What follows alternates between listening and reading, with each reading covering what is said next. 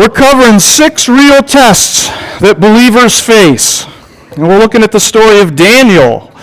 And Daniel, if you don't know Daniel, Daniel is this young man with this extraordinary faith. Daniel is hard to beat when it comes to confidence in his God. And the only hang-up with Daniel's an extraordinary character, a person, okay? But the problem is he is so confident in his faith, and the circumstances that he finds himself in are so intense, it's hard for people to really relate to Daniel in a way you're like, I should learn something from him. I mean, how many of us have faced being incinerated in a giant furnace, right? Like, that's not something that's typical for our lives. But this guy has got incredible confidence. And, of course, if you're not following, if you missed last week's message, we kind of introduced Daniel and what time period that he came into our focus, and you'll have to backtrack and go on the Facebooks or the YouTubes, okay? I know it's not plural, I know, but backtrack, listen to that message from last week. Good news is, if you don't have any idea about Daniel, you'll know plenty by the time we're done here, so stick around. We're going right into Easter with this thing.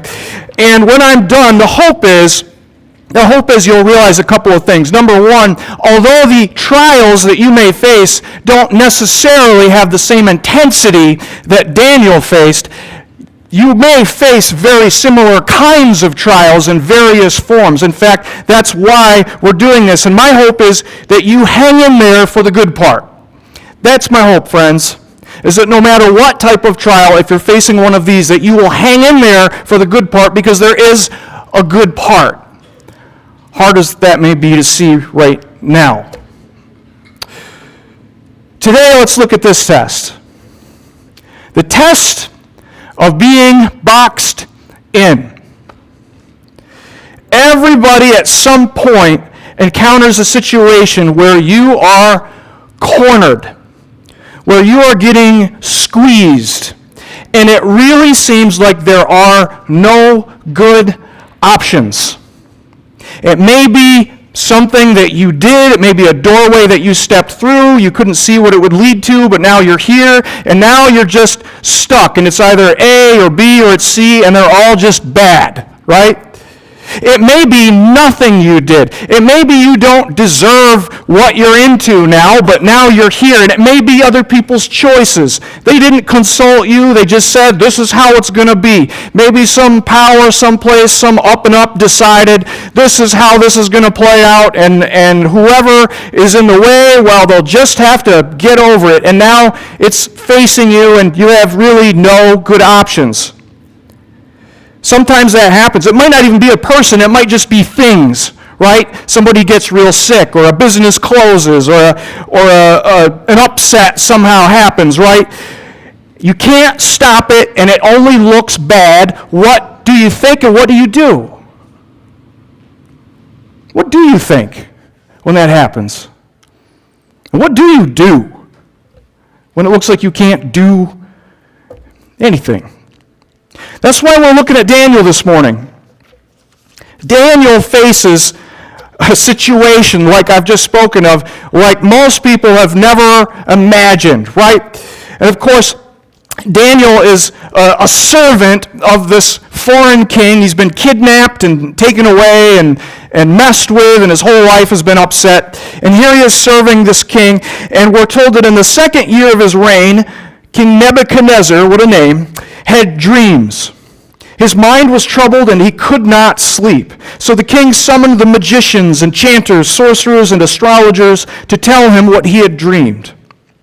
When they came in and stood before the king, he said to them, I've had a dream that troubles me, and I want to know what it means.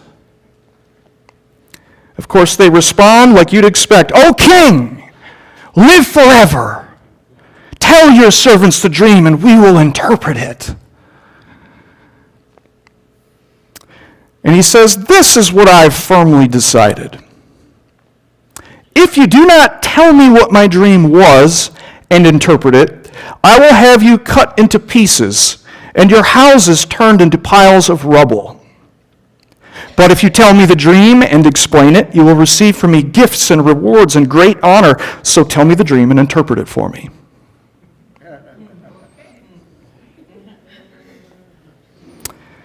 Cricket. Awkward silence. Right? Now, how do they respond to that? O king, live forever. Tell your servants the dream and we will interpret it.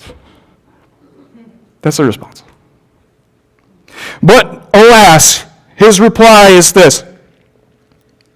Nope, you're gonna tell me the dream and then interpret it. I don't want any of this, hocusy pocusy, like, I can see how this means something or other, or blah, blah, blah. No, he's so bothered, he wants nothing but the real thing, and proof to him is, you tell me what I dreamed without knowing what I dreamed, and then I want to know 100%, this is the supernatural, you have the real power that you guys claim, come on, tell me. Or, if you can't do that, what do I even have you here for, right? Let's just dispose of all of you. So, they get real with him. They say, there's not a man on earth who can do what the king asks. No king, however great and mighty, has ever asked such a thing of any magician or enchanter or astrologer. What the king asks is too difficult. Come on, let's just get real here. You know this is a show. Come on. Give us something to work with. No one can reveal it to the king except the gods, and they do not live among men. In other words, only gods with real supernatural power could do what you're talking about, and they don't share the inside scoop with regular people. Right? They're not close with us. They don't come down here and talk with us. They don't give us power. Get real. Cut us some slack. So the decree was issued to put the wise men to death. And men were sent to look for Daniel and his friends to put them to death. Now I'm just going to point out something obvious. That doesn't seem fair. I mean, Daniel was nowhere, he wasn't even involved in this conversation, but he is one of the wise men. In fact, we're told he was the wisest of the wise men in the court now, along with his friends. They were looked to for guidance and we were honored, and yet he's one of the masses, and so now he's going to have his life ended. And so, my question to you is, what do you even do? What do you even do in that situation? Most people, what would most people do? Most people, I find, go one of two ways. Way one is, you freak out. And you freak out and you go into a rage, right? You go to war. You're not going to win the war, but you're going to let it all loose. No more of this, oh, king, live forever stuff, right? I mean, if we're down to brass tacks, you're going to tell people what you really think. Out come the real judgments. Out come the raw stuff. Out comes everything that you feel about this entire mess. There's no reason to hold back anymore, so you go to war. You lose, you die, but you go to war. The other option, and many people go this way, is you just go into a shock of despair and you just don't do anything. You just give up immediately. It's over. Why do anything? Why say anything? It's just done. This is how it is, and it's done. Many people go that way too. But what I want you to see is that the Daniel path stands out. It's different. Daniel's built different, okay? This is Daniel's reaction to when the king's officer comes out to look for all of the wise men, round them up for their execution. Daniel spoke to him with wisdom and tact. He asked the king's officer, why did the king issue such a harsh decree? Then we're told that Daniel went into the king and asked for time so that he might interpret the dream for him. I'm like, wow. Okay. All right. He didn't lose his cool. All right. He did what little could be done. He at least asked questions to know something more about the situation, just to feel out, is there anything I can do, any kind of wiggle room? Doesn't look like there is, but at the least he gives everything he's got and says, I need more time. I may be able to interpret this for the king. So would you give me a night here? But now we find out what the real plan is. This is the amazing super faith, extraordinary Daniel plan. It's written that then Daniel returned to his house and explained the matter to his friends. He urged them to plead for mercy from the God of heaven concerning this mystery, so that he and his friends might not be executed with the rest of the wise men of Babylon. Totally boxed in, no options. This is the big, big secret of the most famous faith guy in the Old Testament. I'm going to ask for help and really, really mean it. And I'm going to get my friends to ask for help and really, really mean it. That's the secret. That's the plan. He did everything he could do, which is literally just ask like 2 questions. And he's boxed in. That's all he's got to work with on his own power. And I don't want to ruin it for you. I'd rather have you read it, right? But I'm going to tell you that when Daniel asks for help and really, really means it and gathers his friends in and asks them to help him ask for help and really, really mean it, something happens. And you have to read Daniel chapter 2. You have to finish it. There's a whole big thing. Oh, you should read this thing. It gets real interesting, actually. If you're one of those like end of the world people, like there's a whole lot of stuff in there. It's really interesting. So, teaser, go read that thing. But this goes well in the end.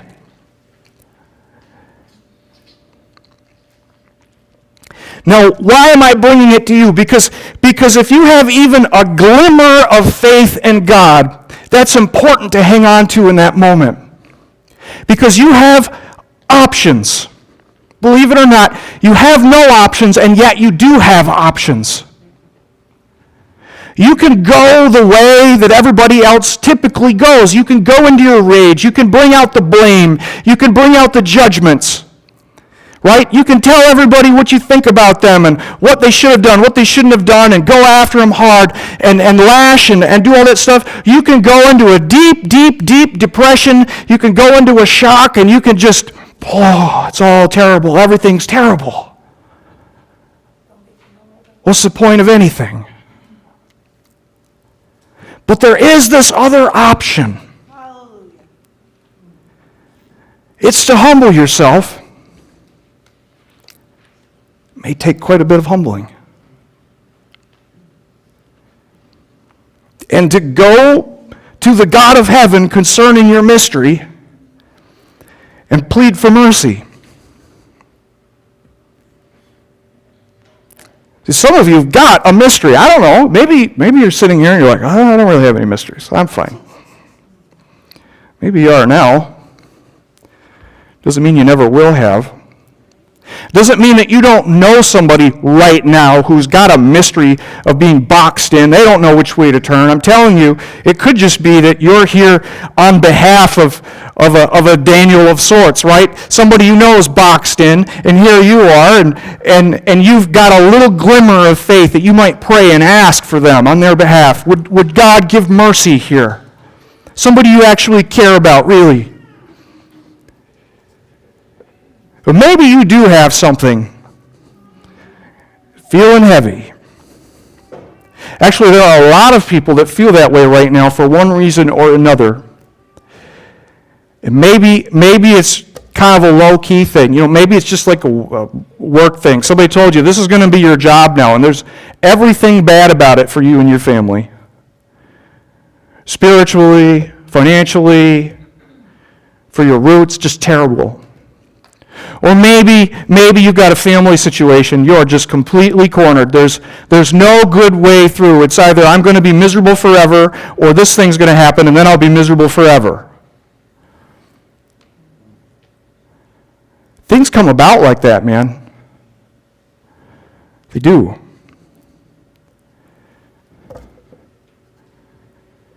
And you have the choice in that moment. You can go left, you can go right, or you can go Daniel center. It's like being in a box. And it's like God sometimes sets you up. The only place you can get out of that box is through the ceiling.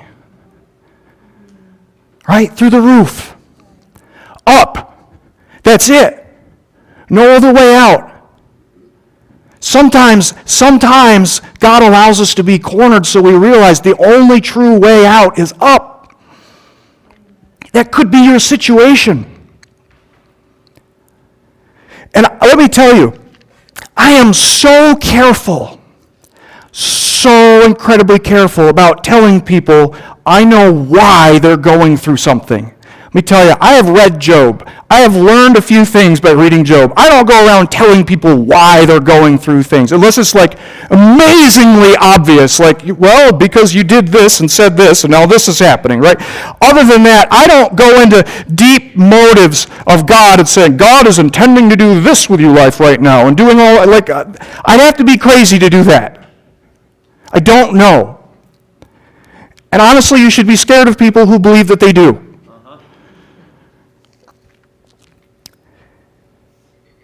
Sometimes that's where you find yourself. And I don't know. But I'll tell you what I have learned, especially from Daniel's story. It could be that's the place you need to go. What if that's exactly what stands between you and your relief, is asking for help and really meaning it? I'm not talking about that thing that people do where they're like, oh, I hate this, and then they're just like, okay, I'm supposed to pray. Lord, please deliver me from this situation. If you are real, please prove yourself now.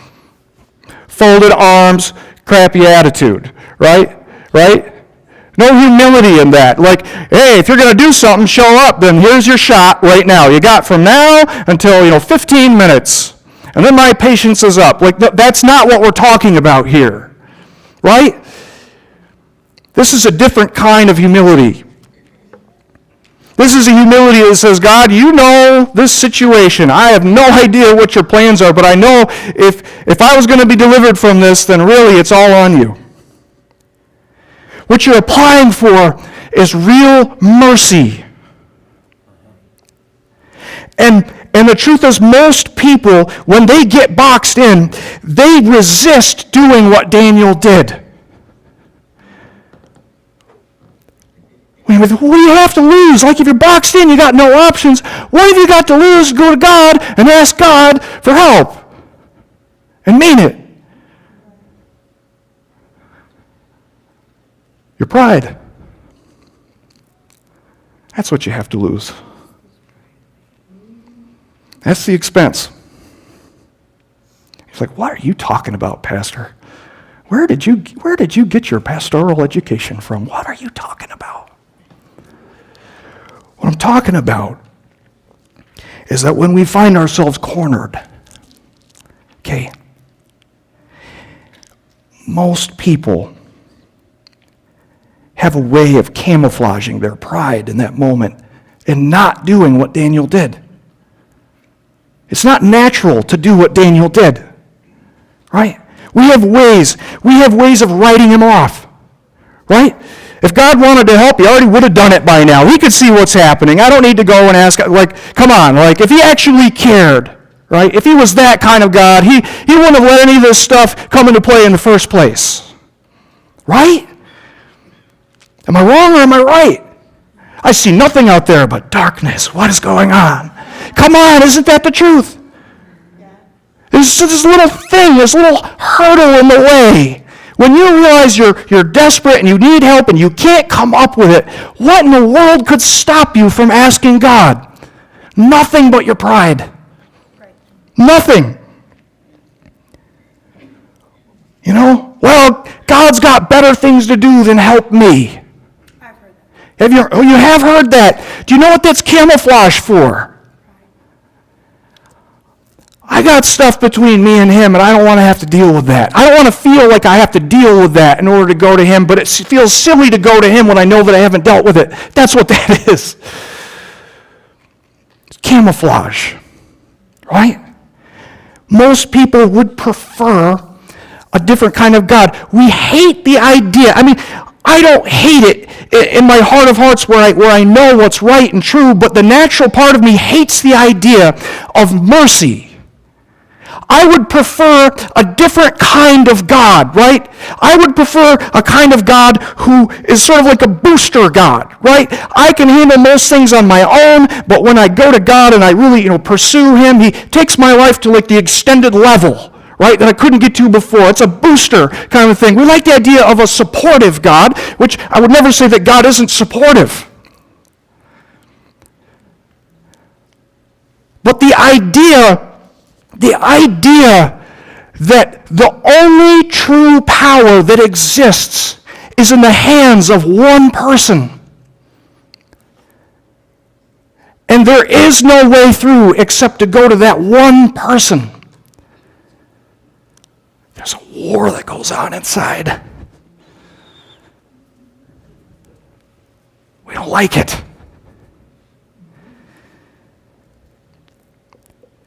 That's what separates the superficial fake faith from the real thing. When you are willing to surrender and to say, you know what, there really is only one true power, and I am not any of it, then, see, that's the gateway to the kind of relationship with God where things happen. And God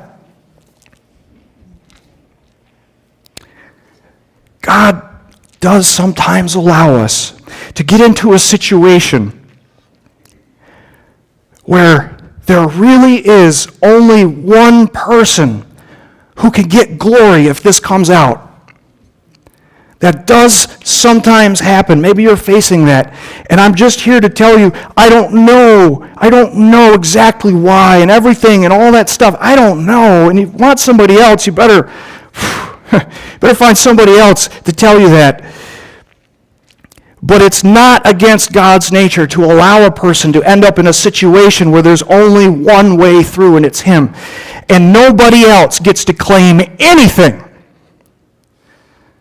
except him. And we rail against that. We get resentful. We get angry being put in a situation where any person that's going to get any glory is God if this turns out. But the truth is he would allow that at different times.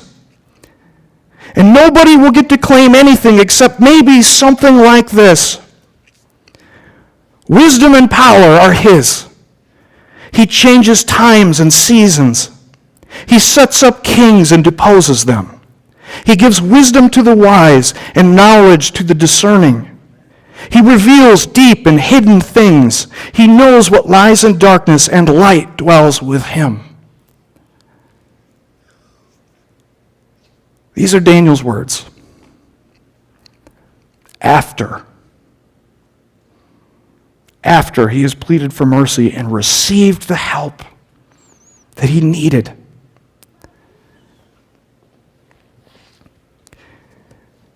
Maybe you didn't do anything to bring it on, but you're there. Took a risk, now you're there. Walked through a doorway, now you're there. No fault, your fault, but now you're there.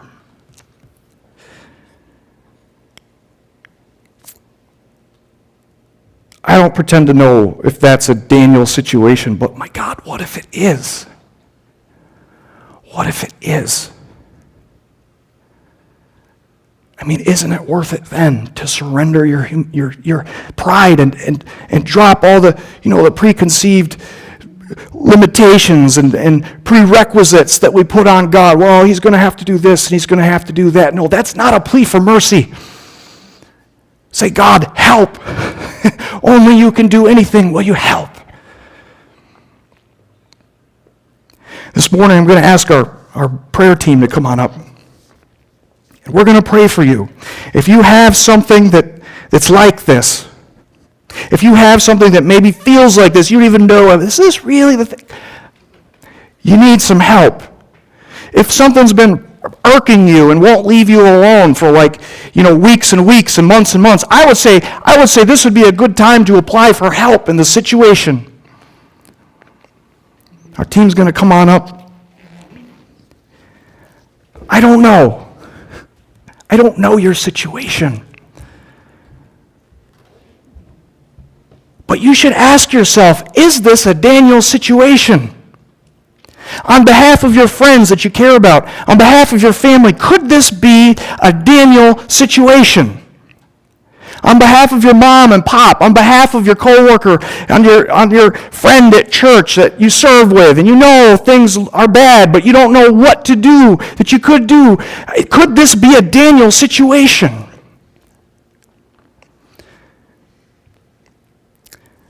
I'm going to ask these guys to sing a song with us this morning. And as they sing and as we praise and give thanks, I pray that this would be on your mind. This situation, is it? Could it be? Could it be a Daniel situation?